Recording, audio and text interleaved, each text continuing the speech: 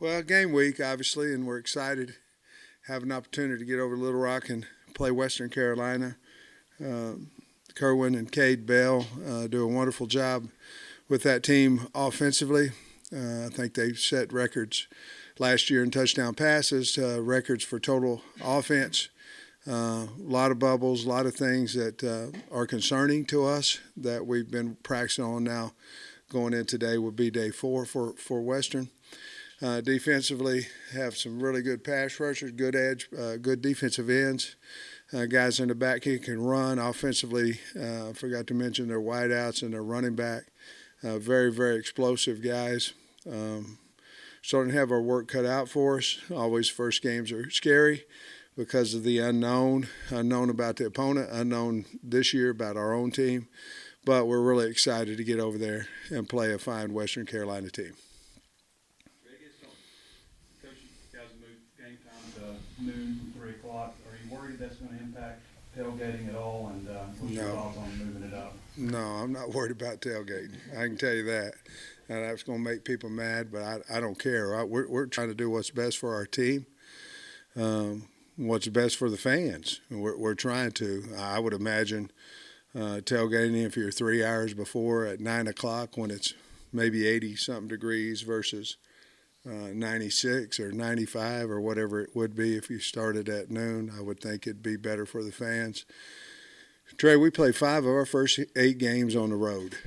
And so when the heat came out, there was a decision to make whether you're going to move it forward or move it backwards. Well, moving it backwards, if it starts at 6 or 7, you're going to get the team home at 1:30 or 2:30 in the morning versus 7:30. We don't have a break till after week 8. Obviously, you guys know we have a 4-game spread there on the road, and 5 of our first 8. It just made no sense to me to move it back and get our kids back here at 1:32, 2:30 in the morning for a game where we could move it up. Tailgating should be cooler. The game should be cooler. And as you well know, if the game starts at 6, you're out there at 4 o'clock, and it's 96 degrees out there for tailgaters, pregame, hog walk, all those things. I just thought it was the smartest thing for us once the heat became a factor to move it up for the safety of our kids and for our fans. I wonder if you could comment on the captain selection. 2 defensive ends, a kicker. You don't see 6 often. Just the decision to go with 6 and just on the guys that were selected. Yeah, the team selected them. We don't have any influence on them. We're not in the locker room with them. We're not with them every day outside of football. The weight room, how they work, the accountability. So there was a few that were certainly high in votes, a couple. And then the rest of the guys were all about the same. And so I decided to go with 6 this year. I think we've gone maybe 5 one year, I think, maybe. But it was so close that I didn't want to have to be the guy who made the decision on one vote here or there, whether you couldn't become a captain or not. So we decided to go with 6. I thought it was really good. We have good leadership on our team, and that was basically because of the voting. That's why we decided, because of the closeness of the votes. That's why I decided to go ahead and go with 6. I'm pleased with how everything went in the mock game on Friday. Yeah, I was, and it's really just a substitution, and then obviously how we do Fridays and Saturdays. I thought it went well. We caught balls. We had a 10-minute period of pat and go with both DBs, linebackers, and then of course the wide, all skill position. And then we stayed and caught kicks and punts. And, well, we kicked live. We did not cover live, but we did kick live, kickoffs, punts, and things during that time as well. We punted the ball really well, kicked off, field goals, kicked well. So I was really pleased with what we got accomplished, yes. And a lot of oars here with the starters on the depth chart. Maybe could you just walk through some of that, or you feel okay with all that? I do. I mean, because in all honesty, we really don't know who's going to run out with the ones. If they're an or, we know they're going to play a lot of ball for us. But in all honesty, we haven't decided who's going to run out there. Now, we've decided what positions and all that, but there's a few of them that either via injury, are they going to be back in time for Saturday's game? Maybe it is, with moving some kids, like Snacks has moved from hog to corner to, where Jaden Johnson and Hudson Clark are. Very, very close battle right there. So we really don't know today exactly in some of those positions who we're going to run out there with the ones yet. But we know that group that if they're an or, we trust them, and they're going to play a lot of football. Who runs out there first probably in most cases has been decided, not in all. Within a year of you becoming a head coach here, you had three things happen. COVID, transfer portal, NIL all hit. Yeah. And I'm just wondering, how did you deal with all that, as a head coach when all three of those hit you in one short span and there's no booklet on how to get prepared for that kind of stuff? I rely on my staff, until we talk it out. I'm not quick with decisions. I try to take my time and think about it. Always it's what's best for the kids. But my biggest concern in all that was separation of the team. NIL was a separation of the team. Portal, to be honest with you, was a separation of the team. COVID, not necessarily, but it did separate you from the team. So, culture to me is a big thing, and the two hottest topics of separating the team, the culture is NIL and certainly the portal. So I've changed. I've made mistakes. I've changed in the fact that, we tell the kids we don't want anybody to go in the portal. And, before we just never really addressed it until they came into my office. But now, if we've signed them, we don't want them to leave. And so I think that's helped our culture a little bit. The NIL is certainly something that, if somebody making this much money and somebody else isn't, certainly there's a possibility of separation. But we don't seem to have too big of a problem with it right now. You mentioned your transfer portal numbers going into the season and how you felt like you really hit on transfer portal guys.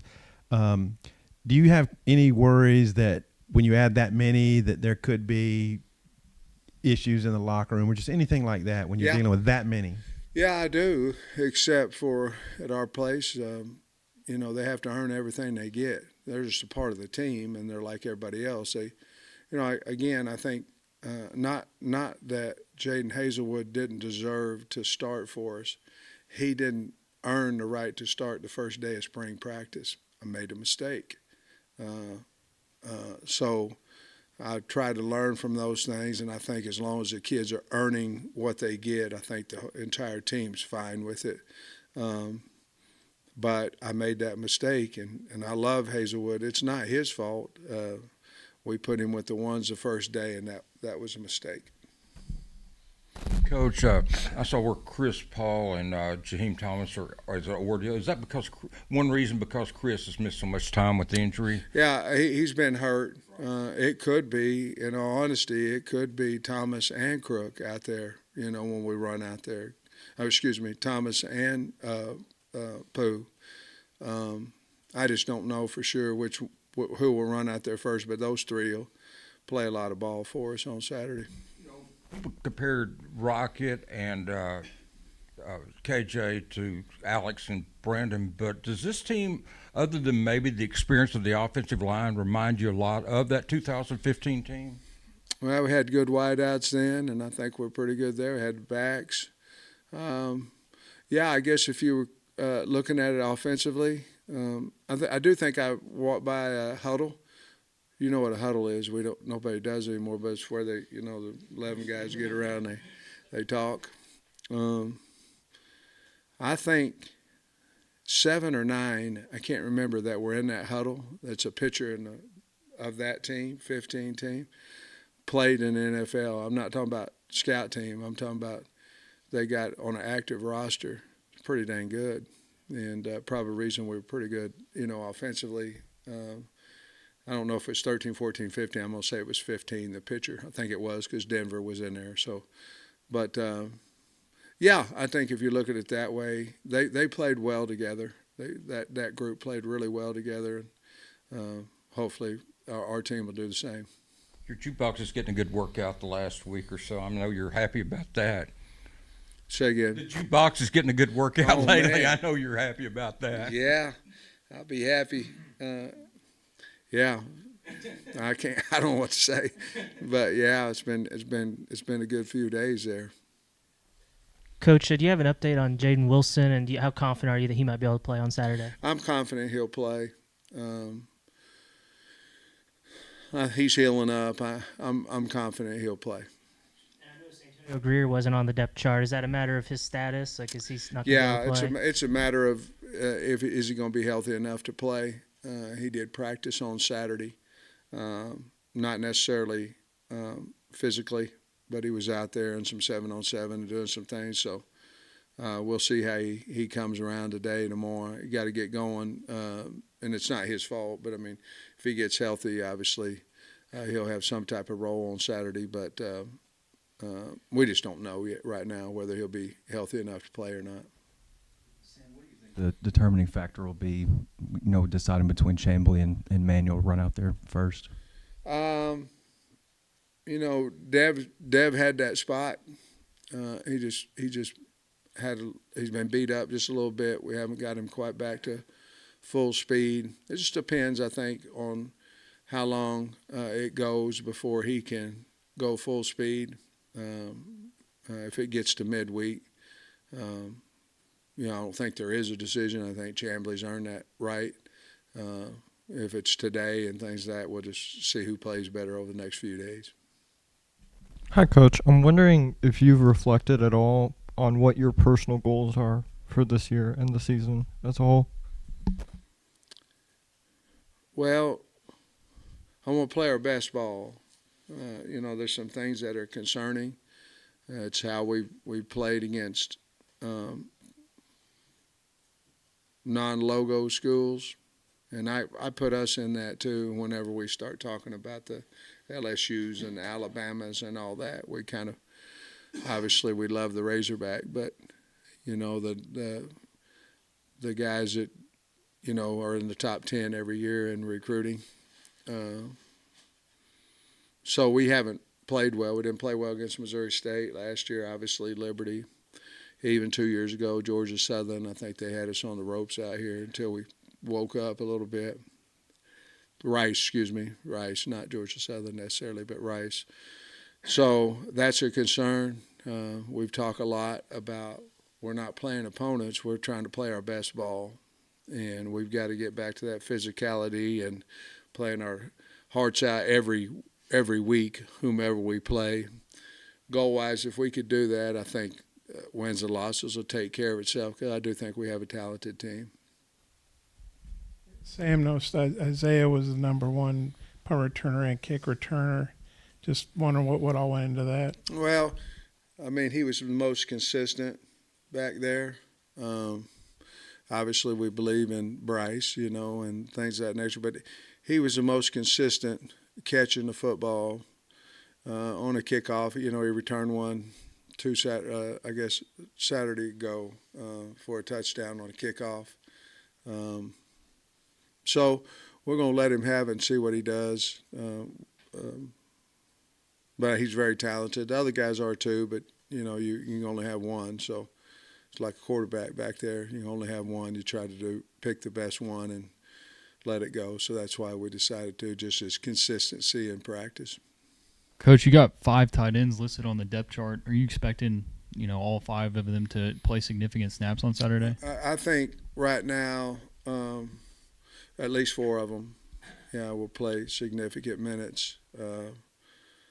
Has is he's probably number one on that list, and then the other guys are really good players. They exceed in different things. Probably Has right now is probably the most run catching and blocking, probably the most consistent there. But we believe in 4 or 5 of them. I expect them to play.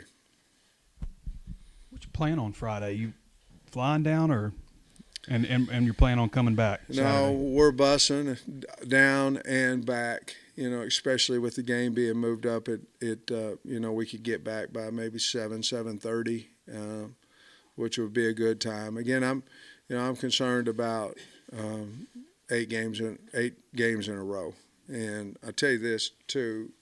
You may or may not think about this, but you do if you go out to practice every day.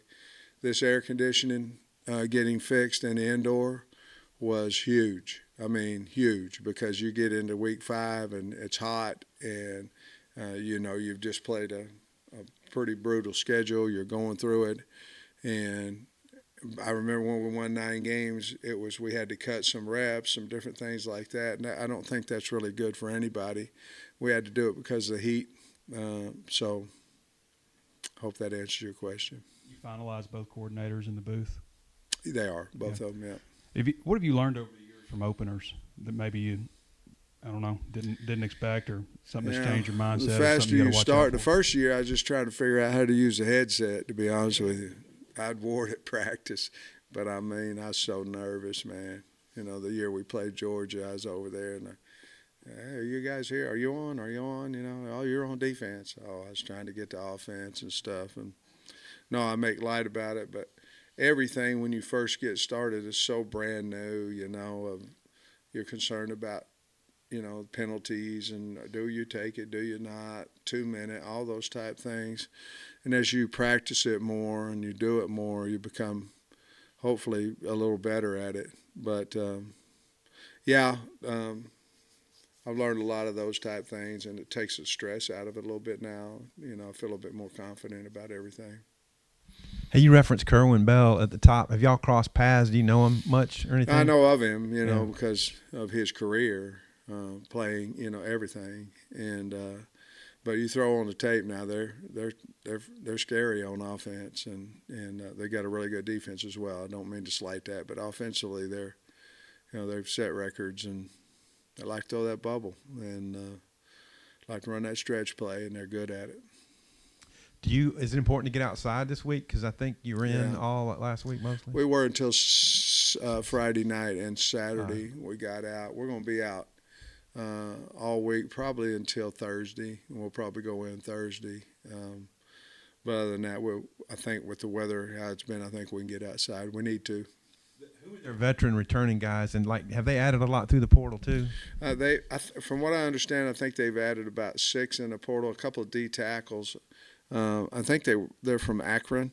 There's a kid named Micah Nelson. He's a boundary end. That's a really good player. He's number 9. He's a really good player. They got a nickel. That's a good player. Defensively, they've got they got a free safety that's returning. They got 6 starters coming on defense and 6 on offense. Offensively, they're talented at the skill. Like I talked about, the running back. 9 played, I don't know, maybe the last 8 or 9 games last year for them. They had another guy, and he got hurt, I believe, but then 9 came in, and I think they won their last 3 games, all really close games, did a good job in 2 minutes. And then they're pretty big on the O-line. They probably average about 305 on the O-line. And so 2 tight ends. One of them they use a little bit more for blocking. The other 11 they use for catching. But, really good team. Got a good field goal kicker. And, good football team. Sam, I know you can't talk specifics with recruiting, but the last 2 guys you've landed are really, really young kids. Yeah. Do you think that's going to maybe become more of a trend with recruiting younger guys, or is it kind of a situational type thing with recruits? I don't really know, what would that be? Yeah, I mean, they're young, aren't they? I don't really know. You know, you're so much further ahead in recruiting now than you've ever been. I mean, it's just like the second signing date. I don't know. We have to look it up. 50% of the people probably don't sign anybody the second signing date. You know, maybe they do one or two. So it's over. You know, remember why we used to have the celebrations and all that, the first Wednesday in February and all that? And, I mean, we didn't sign a player, last year. So I think everything pushing up, you'll start seeing that 2 and 3 years ahead, guys trying to solidify their spot, especially if they were able to go around the country and see what they like. And then I guess a lot of it has to do with stability of coaches and things of that nature, if you can sell that. Wait. I'm sorry. I've got one. I'm sorry. What's the coach's biggest apprehension going into the season opening game? And I think I answered that one I think, Trey, you asked that one. So. The games went, I think, 3 hours and 40 minutes. I noticed on Saturday, I think there's supposed to be, 12 to 15 fewer plays.